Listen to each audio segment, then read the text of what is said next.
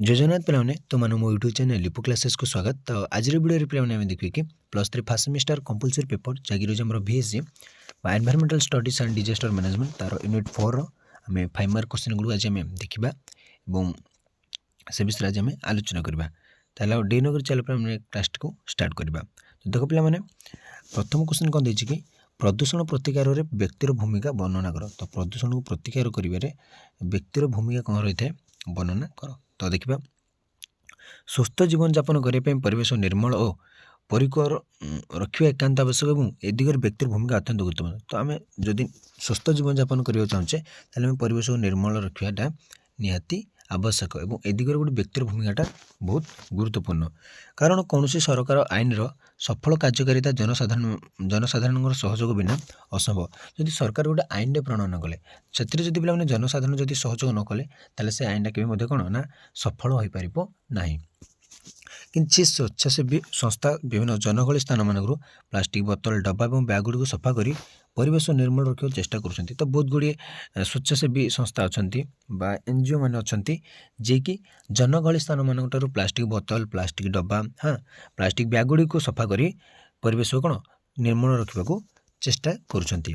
सुंदरलाल बहुगुणाकर गढ़वाल बंचा आंदोलन मेधा पाटेकर नर्मदा बंचा आंदोलन और स्वर्गत पार्वती गिरी गंधमार्दन बंचा आंदोलन प्रदूषण प्रतिकार दिगरे स्वागत जो पदक्षेप। तो यही जो गोटे गोटे अच्छा जमी पार्वती गिरी सुंदरलाल बहुगुणा है मेधा पाटेकर तो ये गोटे गोटे व्यक्तित्व से कौन ना परिवेश को सुरक्षा दे पारे परिवेश को कौन ना परिवेश को प्रदूषण मुक्त कर बहुत गुड़े कौन भूमिका ग्रहण करते। तो देखिले तो प्रदूषण प्रतिकार दिगरे श्रीमती आलमित्र पटेल नामक जड़े भद्र महिला भूमिका अत्यंत प्रशंसनीय। से युक्तराष्ट्र अमेरिकार अनेक वर्ष रहा शेष जीवन बांग्लोर सहर कटाई स्थिर कले। तो से युक्तराष्ट्र अमेरिकार रहिले बहुत दिन बा अनेक वर्ष रहिले तो भाविले जे शेष जीवनटा बांग्लोर सहर कटाइवाई से बांग्लोर सहर में कठिन वर्ज्य पदार्थर संग्रह और परिष्कार व्यवस्था बहुत व्यस्त थे। तो जो कठिन वर्ज्य पदार्थर संग्रह और जो परिष्कार व्यवस्था भल लग ना मैंने से बहुत व्यस्त थे।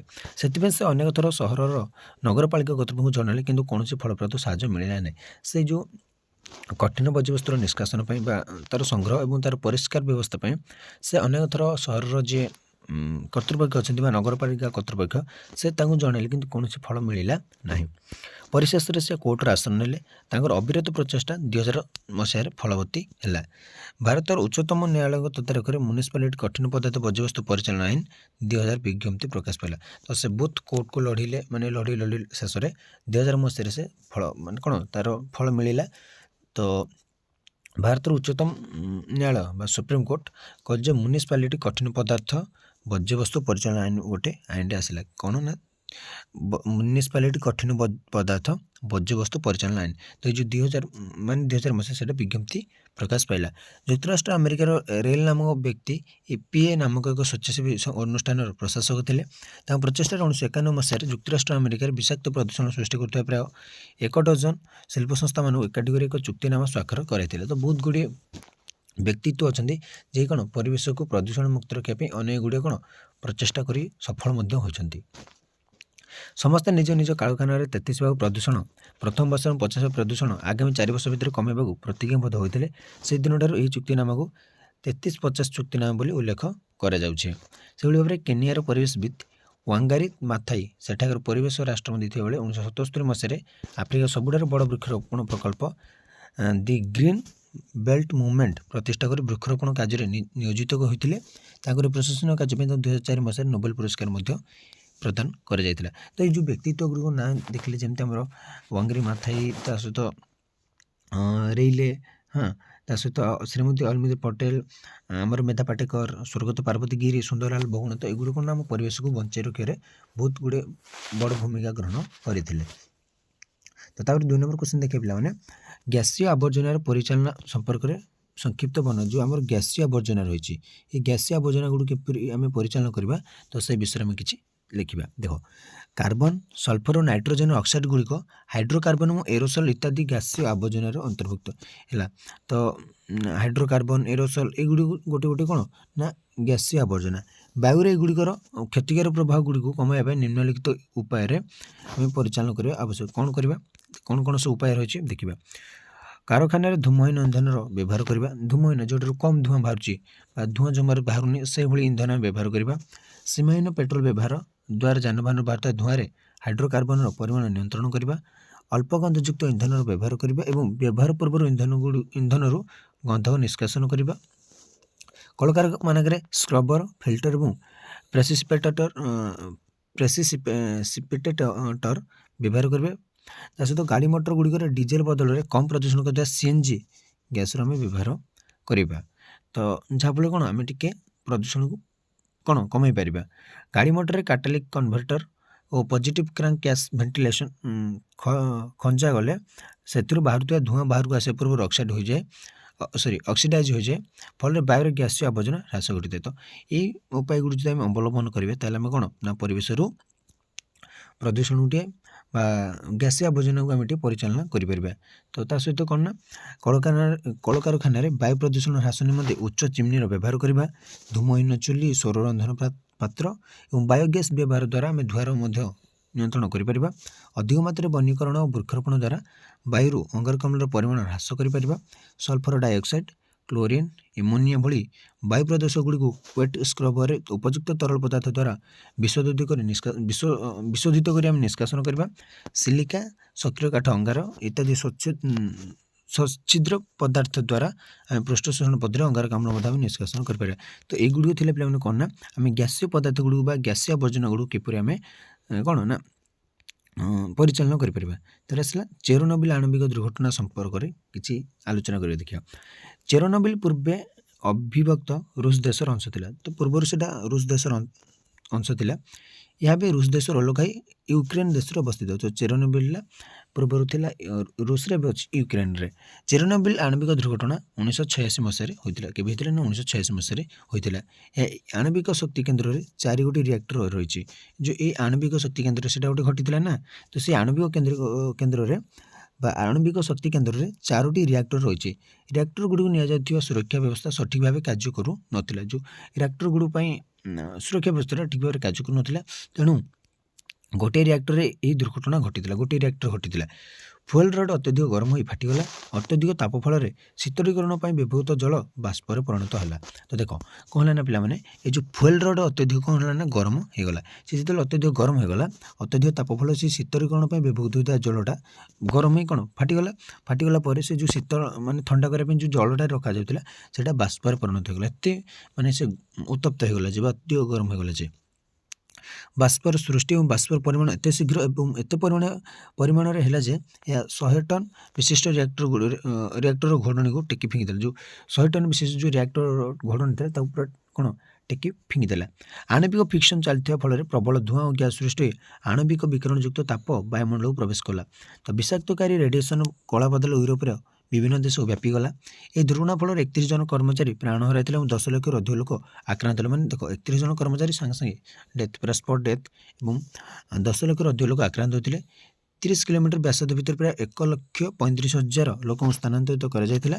କିନ୍ତୁ ସେ ସମୟରେ ସରକାର ଉକ୍ତ ଆଣବିକ ରିଆକ୍ଟର ଗୁଡ଼ିକୁ ତୁରନ୍ତ ବନ୍ଦ କରିପାରି ନଥିଲେ, କାରଣ ସରକାରଙ୍କର ସେମିତି କିଛି ମାନେ କ'ଣ ସେ ବିକଳ୍ପ ବ୍ୟବସ୍ଥା କରିପାରିଲେ ନାହିଁ। କିନ୍ତୁ ପରିଶେଷରେ ନଭେମ୍ବର 2000 ମସିହାରେ ଏହି ରିଆକ୍ଟର ଗୁଡ଼ିକୁ ବନ୍ଦ କରାଯାଇଥିଲା ହେଲା।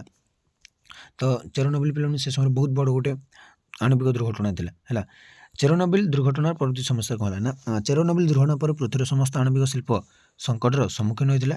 ଆଣବିକ ଶକ୍ତି ବ୍ୟବହାର, ତାପରେ ସମସ୍ତେ ଟିକେ ସଚେତନ ହୋଇଗଲେ। ଆଣବିକ ଶକ୍ତି କେନ୍ଦ୍ର ଯେ ମାନେ ଅଛି ପୃଥିବୀର ପ୍ରାୟ ସମସ୍ତେ ଟିକେ ସଚେତନ ହେଲେ ଏବଂ ଆଣବିକ ଶକ୍ତି ବ୍ୟବହାର ସପକ୍ଷବାଦୀମାନଙ୍କୁ ଏଇମାନେ ଆଣବିକ ପ୍ରସାର ଉପରେ ଅଙ୍କୁଶ ଲଗାଇବାକୁ ସେମାନଙ୍କର ଦାବି ଉପସ୍ଥାପନ କଲେଣି। ତ ଆଣବିକ ଦୁର୍ଘଟଣା ଭବିଷ୍ୟତରେ ଆଣବିକ ଯୁଦ୍ଧ ମଣିଷ ସହିତ ପୃଥିବୀରୁ ଅନ୍ୟ ସମସ୍ତ ଜୀବ ବିଲୋପ, କାରଣ ମାନେ ଯେଉଁ ଆଟମ୍ ବମ୍ ତିଆରି ହୋଇଯିବ, ଆଟମ୍ ଯେଉଁ ତିଆରି ହେଉଛି ତାକୁ ଆମେ କହିବା ଆଣବିକ। ତ ସେଇଗୁଡ଼ିକ କ୍ଷେତ୍ରରେ କ'ଣ ପ୍ରତିବନ୍ଧକ ଟିକେ ମାନେ କ'ଣ ସେଗୁଡ଼ିକ ଉପରେ କ'ଣ ଅଙ୍କୁଶ ଲଗାଇବା ପାଇଁ ଦାବି କଲେ ଅନେକ ସପକ୍ଷବାଦୀ ମାନେ। ତା ସହିତ ଆଣବିକ ଦୁର୍ଘଟଣା ଭବିଷ୍ୟତରେ ଆଣବିକ ଯୁଦ୍ଧ, ଯଦି ଆଣବିକ ଯୁଦ୍ଧ ହେଲା ପିଲାମାନେ ପୃଥିବୀରୁ ଅନ୍ୟ ସମସ୍ତ ଜୀବ ମଧ୍ୟ କ'ଣ ବିଲୋପ ହେଇଯିବ। ତ ସେଥିପାଇଁ ବହୁତ ଏଇଟା କ'ଣ ଟିକେ ତାପରେ ଟିକେ ଅଙ୍କୁଶ ଲଗାଇଲେ। ତ ତାପରେ ଦେଖିବା ପିଲାମାନେ ବର୍ଜ୍ୟବସ୍ତୁ କହିଲେ କ'ଣ ବୁଝ এটা ଦେଖିଲେ ତ ପିଲାମାନେ ଚେରନୋବିଲର କଣ ହେଇଥିଲା ହେଲା ଫୁଏଲ ରଡ୍ ଯେତେବେଳେ ଗରମ ହେଇଗଲା ସେ ଫାଟିକି ତା ସହିତ ତାଙ୍କ ଯେଉଁ ଢାଙ୍କୁଣୀ ରିଆକ୍ଟର ସେଟା ଉପରୁ ଉଠିଯିବା ଫଳରେ ଏପରି ଭାବରେ କ'ଣ ଗୋଟେ ଦୁର୍ଘଟଣା ଘଟିଲା। ତାପରେ ଆସିଲା ପିଲାମାନେ କ'ଣ ନା ଆମର ବର୍ଜ୍ୟବସ୍ତୁ କହିଲେ କ'ଣ ବୁଝ 4 ନମ୍ବର ଦେଖିବା। ଯାହା ବ୍ୟବହାର ଯୋଗ୍ୟ ନୁହେଁ ତାକୁ ଆମେ ବର୍ଜ୍ୟବସ୍ତୁ ବୋଲି କହିବା। ଯେଉଁଟା ବ୍ୟବହାର ଯୋଗ୍ୟ ନୁହେଁ ତାକୁ ଆମେ କହିବା ବର୍ଜ୍ୟବସ୍ତୁ। ଯେକୌଣସି ପ୍ରାକୃତିକ ବା କୃତ୍ରିମ ପ୍ରସ୍ତୁତି ପ୍ରକ୍ରିୟାର ଶେଷରେ କିଛି ବର୍ଜ୍ୟବସ୍ତୁ ମାନେ ଯେକୌଣସି ପ୍ରାକୃତିକ ବା କୃତ୍ରିମ ପଦାର୍ଥର ଶେଷରେ କିଛି ନା କିଛି ବର୍ଜ୍ୟବସ୍ତୁ କ'ଣ ଉତ୍ପନ୍ନ ହୋଇଥାଏ। ତ ଦେଖିବା ଗ୍ରାହକବାଦ ଏକ ନଷ୍ଟକାରୀ ବ୍ୟାଧି। ଦେଖିବା ଅର୍ଥକାରୀ ହେବା ଅଣଅର୍ଥକାରୀ ହେଉ ପ୍ରତ୍ୟେକ କାର୍ଯ୍ୟରେ କିଛି ବର୍ଜ୍ୟବସ୍ତୁ ସୃଷ୍ଟି ହୁଏ। ଯେକୌଣସି କାର୍ଯ୍ୟରେ କିଛି ବର୍ଜ୍ୟବସ୍ତୁ ସୃଷ୍ଟି ହୁଏ। ବର୍ଜ୍ୟବସ୍ତୁର ଅନ୍ୟ କିଛି ଅର୍ଥକାରୀ ଉପଯୋଗିତା ନାହିଁ ଆଉ କିଛି ନାହିଁ ମାନେ ବର୍ଜ୍ୟବସ୍ତୁକୁ ଆମେ ଆଉ ତାକୁ ବ୍ୟବହାର କରିପାରିବା ନାହିଁ ତେଣୁ ଏହାକୁ ଫିଙ୍ଗି ଦିଆଯାଏ। ଫିଙ୍ଗି ଦେଉଛେ। ସାଧାରଣତଃ ବର୍ଜ୍ୟବସ୍ତୁ ଗୁଡ଼ିକ ଆତ୍ମୀକରଣ ପ୍ରକ୍ରିୟା ଦ୍ୱାରା ପରିବେଶରେ ମିଶିଯାନ୍ତି କିନ୍ତୁ ଗତ କିଛି ଦଶନ୍ଧି ମଧ୍ୟରେ ଜନସଂଖ୍ୟା ଅସମ୍ଭବ ଭାବେ ବୃଦ୍ଧି ପାଉଛି। ଦେଖ ଏଇଟା କ'ଣ ନା ଆମର ଆତ୍ମୀକରଣ ପ୍ରକ୍ରିୟା ଦ୍ୱାରା ସେ ପରିବେଶରେ ଏଇ ଯେଉଁ ବର୍ଜ୍ୟବସ୍ତୁ ଗୁଡ଼ିକ ପରିବେଶରେ ମିଶିଯାନ୍ତି କିନ୍ତୁ ଯେଉଁ ଗତ କିଛି ଦଶନ୍ଧି ଧରି ଗତ କିଛି ବର୍ଷ ଧରି ସେ ଜନସଂଖ୍ୟା ଆମର ବଢ଼ିବାରେ ଲାଗିଛି। ଏତଦ୍ ବ୍ୟତୀତ ଉନ୍ନତ ଧରଣ ଚାଲିଚଳନ ଯୋଗୁଁ ନୂତନ ବର୍ଜ୍ୟବସ୍ତୁ ମାନ ସୃଷ୍ଟି ପାଉଛି। ବହୁତ ଗୁଡ଼ିଏ ନୂଆ ନୂଆ ବର୍ଜ୍ୟବସ୍ତୁ ତିଆରି ହେଉଛି।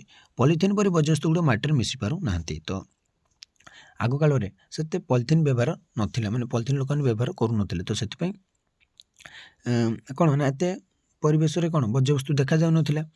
ତ କ'ଣ ହେଲା ନା ଅତ୍ୟଧିକ ବର୍ଜ୍ୟବସ୍ତୁ ସୃଷ୍ଟି ଦ୍ୱାରା ପରିବେଶର ଭାରସାମ୍ୟ ମଧ୍ୟ କ'ଣ ନଷ୍ଟ ହେଉଛି। ଏହାର ପ୍ରଭାବରେ ବୃକ୍ଷଲତା ଜୀବଜନ୍ତୁ ଏବଂ ମନୁଷ୍ୟର ସ୍ଥିତି ମଧ୍ୟ କ'ଣ ଏବେ ଦୋହଲି ଯାଇଛି। ଜାଣିପାରୁଛ ନା ପିଲାମାନେ କ'ଣ ଏଇ ପଲିଥିନ୍ ଯୋଗୁଁ ହିଁ ବେଶୀ ପରିବେଶ ଆମର ବା କ'ଣ ଗୋଟେ ବର୍ଜ୍ୟବସ୍ତୁର ପରିମାଣରେ ବଢ଼ିବାରେ ଚାଲିଛି ଆମ ପରିବେଶରେ।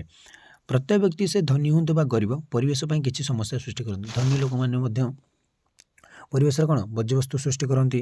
ଗରିବ ଲୋକମାନେ ମଧ୍ୟ କ'ଣ ପରିବେଶରେ ବର୍ଜ୍ୟବସ୍ତୁ ସୃଷ୍ଟି କରନ୍ତି। ଏହାର ପ୍ରକାର ଭିନ୍ନ ଭିନ୍ନ ଅଟେ। ଗରିବ ଲୋକମାନଙ୍କର ରୋଜଗାର କ୍ଷମତା କମ୍ ତେଣୁ ବେକାରୀ ସମସ୍ୟା ଅଧିକ। ତ ଗରିବ ଲୋକମାନଙ୍କର କ'ଣ ରୋଜଗାର କ୍ଷମତା କମ୍ ତେଣୁ ବେକାରୀ ସମସ୍ୟା ଅଧିକ।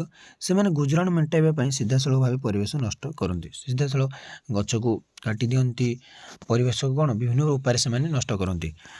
ଅପରପକ୍ଷରେ ଧନୀମାନେ ଅତ୍ୟଧିକ ଜିନିଷ କ୍ରୟ କରି ପରୋକ୍ଷରେ ପରିବେଶ ନଷ୍ଟ କରନ୍ତି। ଅନ୍ୟ ଗୁଡ଼ିଏ ଜିନିଷ ମନ ଇଚ୍ଛା ଜିନିଷ କିଣନ୍ତି ଫିଙ୍ଗନ୍ତି ପରିବେଶକୁ ସେମାନେ ନଷ୍ଟ କରନ୍ତି। ପରିମାଣ ସ୍ୱରୂପ ଅଧିକ ବର୍ଜ୍ୟବସ୍ତୁ ସୃଷ୍ଟି ହୋଇ ପରିବେଶ ପ୍ରଦୂଷଣ ହୋଇଥାଏ।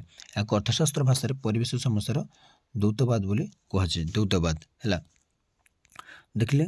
ତ ତାପରେ ଆସିଲା ପରିବେଶ ସୁରକ୍ଷା କ'ଣ ଦେଖିବା। ପରିବେଶ ସୁରକ୍ଷା ଆଇନ କ'ଣ ପିଲାମାନେ ଦେଖିବା। ପରିବେଶ ସୁରକ୍ଷା ଆଇନ କ'ଣ ବା ଏନଭାୟରମେଣ୍ଟାଲ ପ୍ରୋଟେକ୍ସନ୍ ଆକ୍ଟ କ'ଣ ଏଇଟା ମନେ ରଖିବ ହେଲା। ତ ପରିବେଶ ପ୍ରଦୂଷଣ ଏକ ଚିରନ୍ତନ ପ୍ରକ୍ରିୟା।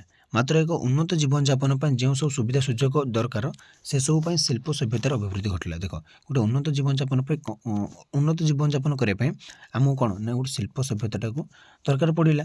ଫଳରେ ପରିବେଶର ପ୍ରଦୂଷଣ ବୃଦ୍ଧି ପାଇଲା। ଦେଖ ଉନ୍ନତ ଜୀବନଯାପନ ପାଇଁ କ'ଣ ପରିବେଶ ପ୍ରଦୂଷଣ ବୃଦ୍ଧି ପାଇଲା। ଡାଇରେକ୍ଟଲି ଆମେ ଉନ୍ନତି କରିବା ପାଇଁ ବା ସଭ୍ୟତାର ଅଗ୍ରଗତି ପାଇଁ ନଦୀବନ୍ଧ ଯୋଜନା ପ୍ରସ୍ତୁତ କରିବାକୁ ହେବ ବା ଯୋଜନା କରିବାକୁ ହେବ। ଜଳସେଚନ ଯୋଜନା କାର୍ଯ୍ୟକାରୀ କରିବାକୁ ହେବ। ଅଧିକ ଶକ୍ତି ସମ୍ପନ୍ନ କରିବାକୁ ହେବ ଓ ବିଭିନ୍ନ କାରଖାନା ପ୍ରତିଷ୍ଠା କରିବାକୁ ହେବ। କିନ୍ତୁ ଏହା ସହିତ ପରିବେଶ ଯେପରି ସୁରକ୍ଷିତ ରହେ ଏବଂ ପରିବେଶର ପ୍ରଦୂଷଣ ନ ଘଟେ ତାର ବ୍ୟବସ୍ଥା ମଧ୍ୟ କରିବାକୁ ଆମେ ସଭ୍ୟତା କରିବା ଆମେ ଶିଳ୍ପ ପ୍ରତିଷ୍ଠା କରିବା ଆମେ ବିଭିନ୍ନ କାରଖାନା ପ୍ରତିଷ୍ଠା କରିବା ଅଧିକ ଶକ୍ତି ଉତ୍ପନ୍ନ କରିବା ସବୁ କରିବା କିନ୍ତୁ ଏହା ସହିତ ପରିବେଶ ଯେପରି ସୁରକ୍ଷିତ ରହିବ ଏବଂ ପରିବେଶ ପ୍ରଦୂଷଣ ଯେମିତି ନ ଘଟେ ତାର ମଧ୍ୟ ଆମେ ବ୍ୟବସ୍ଥା କରିବାକୁ ପଡ଼ିବ।